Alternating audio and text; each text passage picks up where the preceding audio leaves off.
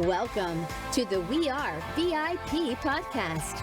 Each week, your host, Casey Hasten, Director of Recruiting at VIP, will bring you valuable insights from thought leaders, introduce you to incredible companies, and bring you tips for landing your dream job from our team of executive recruiters at VIP. And now, Casey Hasten. Welcome to the We Are VIP podcast, a podcast devoted to adding value to your career or candidate search, brought to you by VIP. I'm your host, Casey Hasten. I'm an executive recruiter, director of recruiting with VIP, and your all-around hiring guru. And you know, I want to bring you topics that I hope you find helpful, not just the mundane topics about careers, like not mundane, bad choice of words, not just the usual topics like resume writing and how to optimize your LinkedIn. I want us to go much deeper in our conversations that we have so that you can truly get the most out of your career and be totally fulfilled and follow your passion every single day. And so today I have a really special guest. I think you're really going to enjoy him, Dr. Robb Kelly. So I'd like to introduce Dr. Robb Kelly, recovery expert and founder of Robb Kelly Recovery Group. Dr. Robb Kelly has over 20 years of expertise in helping people just like you harness the power of your brain to make positive and lasting changes in your life and the lives of those around you. At Robb Kelly Group, they focus on healing the body, mind, and spirit of their clients. They are constantly reminding their clients that the real problem is our limited thinking. Hello, haven't we talked about this a ton? Thank you for joining us today, Dr. Robb. Thank you, Casey. Great to be here. Looking forward to this one, guys. I am super excited. Normally I start off with how we got connected, but this was one of those just fate connections because one of your assistants actually found our podcast, saw another Dr. Robb that we had on the show, Dr. Robb Bell, who I love. He's a sports coach. And she was like, you've got to have Dr. Robb Kelly on your show. This is perfect for him. And I was like, and looking at your bio, I was like, oh, this could be interesting. This is something we've not talked about before. Yeah. And it's needed to be talked about. So yeah, this is going to be the best podcast ever, guys. Sit back, relax. And I think what you just said, it is needed, and it has always been needed, but I think it's needed now more than ever with what we've gone through with the world being broken and, you know, the addiction rate, and I'm sure you have those statistics, has just gone through the roof. And we are seeing more suicides as well because of that. So could you share a little bit about your story, because you overcame addiction yourself, correct? Correct, yeah. I was a chronic alcoholic and I like drugs too. That's what I usually say. Started drinking at the age of 9 years old on stage with my musical family. And things kind of took off from there. I'm a great believer that alcoholics are born and drug addicts are made. Anybody confused about that? Maybe we'll get into that later. But, you know, addiction is addiction. And finally, I lost my children and my wife and my car and my license to practice and my houses and became homeless. And I was on the streets for 14 months back in Manchester, UK. Just in case you think I'm from Texas. I live in now. But yeah, horrible time. But I remember saying to myself, if I ever got off the streets, I'm going to spend the rest of my life helping addicts, alcoholics, and their families, and bringing more information into the workplace because it's the most misunderstood disease around. And I think by educating more people, better understanding, percentage rates go up straight away. Yeah, I think you're absolutely right. And, you know, and your journey played a pivotal role in propelling you towards your success today that you've achieved in your career. So you said you were homeless. You said that you were, you know, lost pretty much everything. You would hit what was your rock bottom. I understand that to be different for everybody, right? But that sounded like was yours. How did you pull yourself out of that to get to back to where you are today? Well, you have to remember this little statistic that 97% of people who end up homeless in Manchester, England, die on the streets. So there's only 3% of us that got off. But I had what was called a spiritual experience on the streets where I wasn't religious or nothing. I just happened to, you know, break down one morning and I looked up to the sky and said, if there's a God up there, I can't do this on my own anymore. And 15, 20 seconds later, a guy came around the corner and the rest is history. But when I did get off. And the crazy thing is, Casey, is even when I'm sleeping in the bushes, when people are spitting at me, throwing full diapers at me when I was unconscious, the kids, I always knew that somewhere, somehow, I would amount to something that would change the world pertaining to addiction. I just always knew that. So I have fought aggressively when I got off the streets, finally, to do what I do today. And it's been a hard and lonely journey because my theory has been tried and tested scientifically and medically. Our program is almost 100% success rate, unheard of in the industry. We're the only company that offers a money-back guarantee if you relapse. So all these crazy things that the world can't come to term with are suddenly coming to term because there is a solution. But first of all, we need to understand what we're up against. And people don't. I don't think they do. And I don't know if I shared this with you in our initial conversation, but, I grew up with an alcoholic father. And so I witnessed addiction and drug addict, very light on the drug addict side. He was a Vietnam vet and he had post-traumatic stress syndrome. And his way of escaping the nightmares was drinking till he didn't have nightmares. And so we did not, and there were two of my sisters and myself, but mom was really good at hiding it, And then one day dad takes us to Al-Anon and I'm like, why am I here? I had no idea. Yeah. It can be confusing. Yeah. And that's when, I was probably about 12 years old when that happened. And, and my dad has not drank since that day. So, I mean, Wow. Yeah, he's been sober a very, Fantastic. very, very long time. And so, And again, it's education with the children. People ask me all the time, Casey, how young should I be telling my children that there's addiction in the family? And I say between the ages of 4 and 9. That's, they're very resilient. The more we educate quickly, and then we give people a choice. I never knew there was alcoholism in my family. I might have been a bit more careful around it. I don't know. But back in my day, I was born in 61. People didn't use the words like alcoholic or drug addict. It's just like, oh, grandfather liked to drink. Well, I know what that means today. It means granddad was a chronic alcoholic and they had to cover up and lie for him. That's what they meant. So, yeah, better understanding and better care. And even in the workplace is the worst because you get 1 or 2 chances, then you are out. I can categorically tell you that every single person that works for me is a recovered alcoholic or addict because they are the best people in the world to have on your work. They never lie. They're always punctual. Their heart is always in it. But we have to go through this struggle first.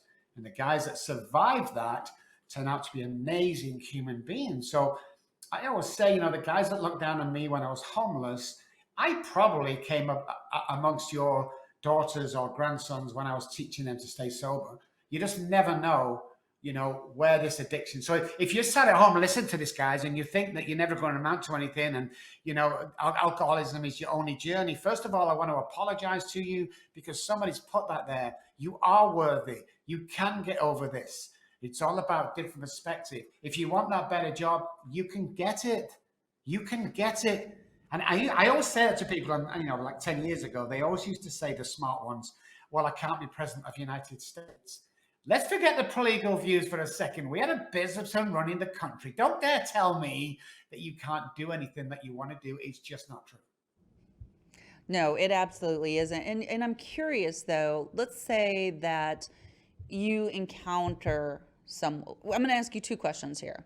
You have a coworker that you suspect might have a problem. How would you recommend that one approach them and let's say that we're not doing this to be mean. We're doing this because we're genuinely concerned about our coworker. What steps would you take? Everybody knows somebody who suffers from drug and alcoholism. Everyone does. And if you don't, it's probably you. So the first thing I always say is, hey, my friend or me, in my case, but my uncle suffered from alcoholism. I can see some signs in you. Just start that friendly dialogue because every alcoholic and addict wants a friend to understand because many people don't. So that first helping, and then, once you start talking about it, get some help, guys. You cannot do this on your own. Now, there's a huge difference between alcoholism and abusers of alcohol. One was born, one drinks too much alcohol. One was born alcoholic, alcohol abuser. So we need to find out that straight away. And, alcoholism is a predisposition. It's passed down from generation to generation. Okay. I'm allergic to the ethanol in alcohol. 3 parts of my brain as an alcoholic differ from every other addiction out there. Every other addiction. There's a part of my brain called the hypothalamus that tells normal people, and me to a certain degree, at the beginning to drink water, eat food. It's a survival part of the brain. At a certain point, and we're still studying this, the hypothalamus turns around to the alcoholic and tells him to drink alcohol only. That's why we can go days or weeks without food or water. So guys at home, please understand that this is 30 years of research, testing, trying psychologically in labs, in hospitals. Yeah, this is proven with my research. So we can't blame the alcoholic and go, hey, you should stop this because you're hurting your kids. It's like, we don't have a choice. And it's really important that we understand that. And our basal ganglia is broken. Our repetition, strength, and confirms of learning anything, it's broken. So you'll see many alcoholics, get sober, they get the car back, the kids back, the wife back, they get a new job, and then bang, for no reason at all, they'll bring all that stuff crumbling down on them. And if you ask them why, give me one reason, they wouldn't be able to. They give you 1,000 excuses. It's because that part of the brain self-sabotage. We need to heal that part of the brain for permanent recovery. That I have never heard it explained like that before. Yeah. And so the abuser has the choice. The abuser has the choice. Or if the doctor warns him, listen, Mr. Johnson, if you don't give up alcohol, you're going to die. He can stop or moderate. But the alcoholic, no. You can't drink yourself into becoming an alcoholic. This is one of the biggest myths around, Casey. Like, oh, Jimmy next door, he drinks every day. He must be an alcoholic. That's not true. 20 DUIs or DWIs do not make you an alcoholic. A warning from the doctor doesn't make you an alcoholic. Sit down, guys. Hold on to the side of the seat a second and listen to this. Alcoholism is the only self-diagnosed illness in the world. Let me just drop my mic and walk off the stage. That's exactly what, and people don't understand that. And they've never heard it. It's like, where have you been? It's like, oh, we've been here for 30 years, but we only work, with selected people because of who we are. I love my company. We work with A-listers, movie actors, football. 25% of our company is pro bono. So we give back. And that's another part of my story. I have to be giving back to people. I have to be giving money. I have to be giving, time at work, my own time. Otherwise, I know where I'm going, Casey, and I think you know as well. We always have to be giving back. I love that you just said that because I'm a huge proponent of give backs and giving value first. I don't know if you've read this book or not, The Go-Giver. Oh, yes. Brilliant. Bob Berg's been on the show, but that is my philosophy for life. I live by those 5 rules. It's so important. In the event that I was at this morning, it's a premier relationship building organization that I run. That is our whole motto.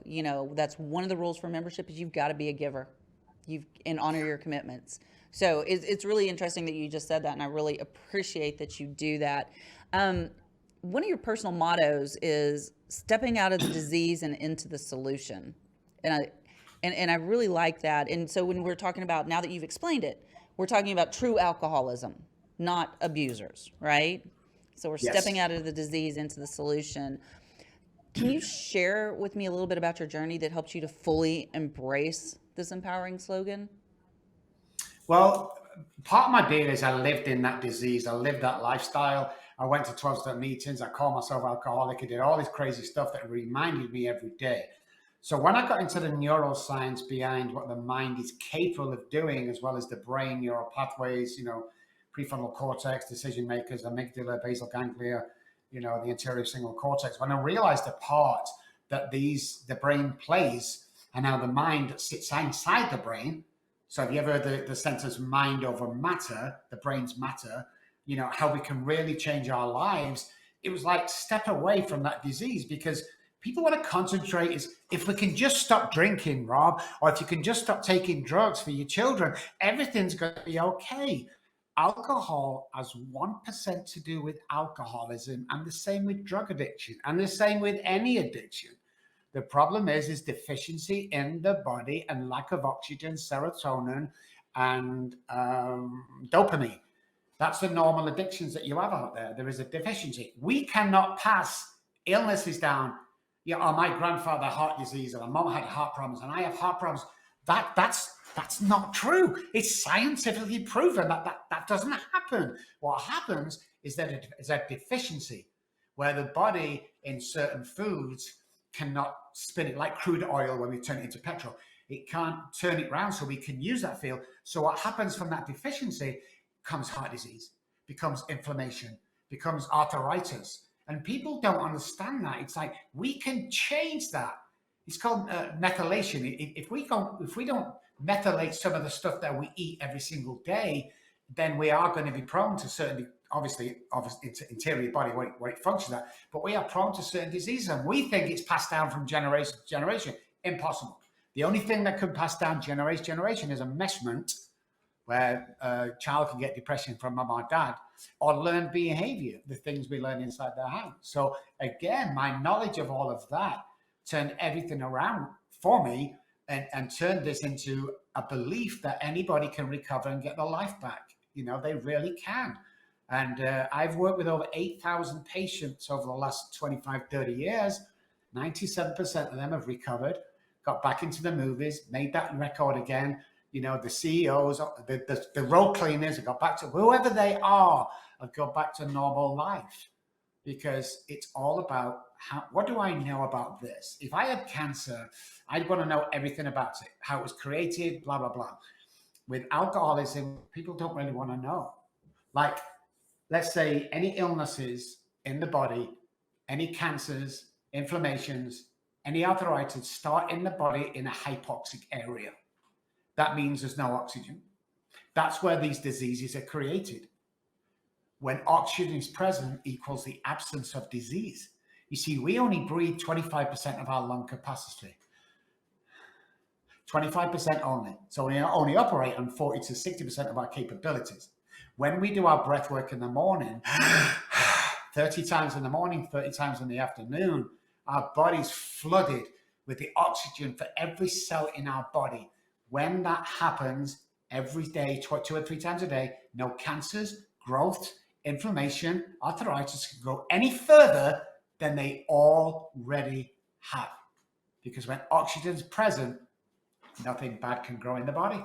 Check it out, guys. Google it. I know you're thinking I'm crazy, but So I am a big believer in meditation and breathing, but is that like more of a Wim Hof breathing style that you just yes, did? yes, Okay. yeah. So And I'm he has not, lots of those. yeah, and he's really big on those big boisterous Oh, breaths. exaggerated breaths. Try 10 tomorrow, guys. Try to, as much as you get in, exaggerate that breath in and out. Do 10 in the morning. Hold on to something, because you will go dizzy. You're supposed to. If you don't, you're not doing it right. And let me know how your day goes. You can go That and is, find me. You know where I am. It's yeah. unbelievable. Is that why we see, because don't divers do that too? They like hyperoxygenate, and swimmers? Yes. Yes, all the time. I mean, the only reason why, guys, that you feel good going to the gym, or you get that high going running, call it runner's high, is not because of the running and not because of the weights in the gym. It's because of this in between sets. Because we're getting oxygen. Most people would take that first cigarette in the morning, they go, I need that first cigarette. Now, what you're taking in is taking the oxygen. So one of the reasons that nobody ever has woken up laughing from sleep, no one's woken up laughing because of lack of oxygen. So when you get the oxygen in the morning, you're setting yourself up for the day, and you're training the mind that today is going to be an amazing day. When you do that, how can you have bad days? You can't have bad days. Now, you can have better days than others. We all know that. But you have to set yourself up for the day. Because if you think you're not going to achieve anything, guess what? You're not going to achieve anything. If you think you are going to achieve something, then you will achieve something. It's just, law of attraction kind of thing. Absolutely. And I totally agree with that. I mean, there's so much science behind, what you focus on grows, right? Yeah. So if you want to focus on the fact that you're a victim, well, guess what? Your brain's going to show you all the ways you're a victim, and you're not ever going to get out of that. Totally agree with you on that. What are some other tactics that you use to help change people's mindset from, the fear and abandonment and shame, into more of a growth mindset? You have to remember, guys, that the guilt and shame is not yours to carry. I don't care what you've been through. I don't care how bad your family was or anything else. It's not yours to carry. I don't care if you're an alcoholic or not. It's not yours to carry. So once we get that away and we clear the childhood trauma up, we call it going back to the scene of the crime, where that stuff happened through no fault of your own, molestation, violence in the house, whatever it was that molded your brain to go forward and become that person. A girl in the house with father drinking every night, beating up mom violently, will marry the guy that ends up drinking every night and beats you up. That's just the way it is. You have to change that. So I'm going to give you 4 things right now that'll change your neural pathways tomorrow if you follow these, and your life will change for the better. If it doesn't, find me, message me. I'll send you $100 for wasting your time.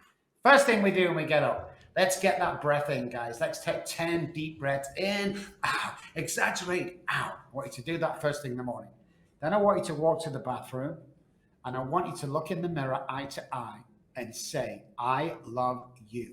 Let's clear that subconscious brain when all the bad is and bring us into the conscious brain.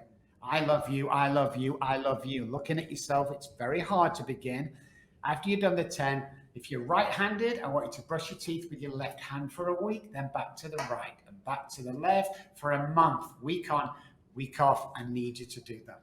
If your Uncle Jimmy's up there, God, Buddha, spirit of the universe, whatever it is, energy, I want you to say something every morning like this, and thank you for keeping me alive. It's going to be a great day today. Amen. Or whatever your little prayer is, your day will change from tomorrow. I guarantee you. I guarantee you. Because that's how we change our lives. And it's one small step at a time that fuses into big.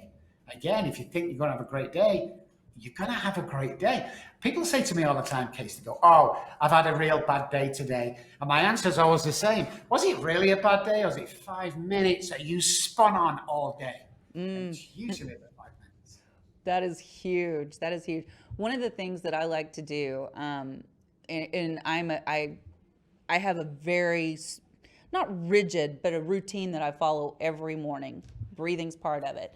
Not like that though, but I'm going to start that tomorrow. I'm going to try those 4 things. But I also like to list out my gratitude in the mornings. Oh, yeah. And then I do it again at night so that I bookend my day with gratitude. And it's really hard to be in a bad mood if you start your day with gratitude. But something else I do every morning is I write down how I feel at that moment. And I'm honest with myself. If I'm feeling mad or sad or lonely or whatever, I write that down. And then I get to look at that and decide, is this where I want to be today? I get to make a decision right then and there if that's how I'm going to choose to feel moving forward. I love that. You're priming that mind to feed the brain of that good stuff. All my guys write 10 resentments out at nighttime, 10 fears, 10 gratitudes. Write them out what you're grateful for, what you're fearful of, and what you resent. Get them out every single night. There is something when you say out loud, I resent this, and then you write it down as a correlation between the head, the pen, and the paper. Once it goes down, you can see it and you can't change it in your mind because your mind will always want to change it, and the brain, like, wasn't really that bad, or it's like when you write it down, it becomes real. So I love that, Casey. Absolutely. So I have a question for you about that practice. When you're having your clients do this, do you insist that they actually write it down? 100%. It's been proven in the past that pen to paper is the best way to do it. And if you want something to happen, like even the Bible, God said, he didn't imagine it. God said, he verbalized it to, out, and then write it down. Once the pen goes to paper, there's no denying it. Because I can say in my head, well, I'm grateful for this, and 20 minutes later, I forgot all about it. Once it's wrote down, it can remind you throughout the day. You can't change that. And it's just a repetition, strength, and confirms part of the day that turns every day into an amazing day. And if you do the same thing today as you did yesterday, you become stagnant. You have to do something new every day that steps a little bit out of that comfort zone where you are. Smile at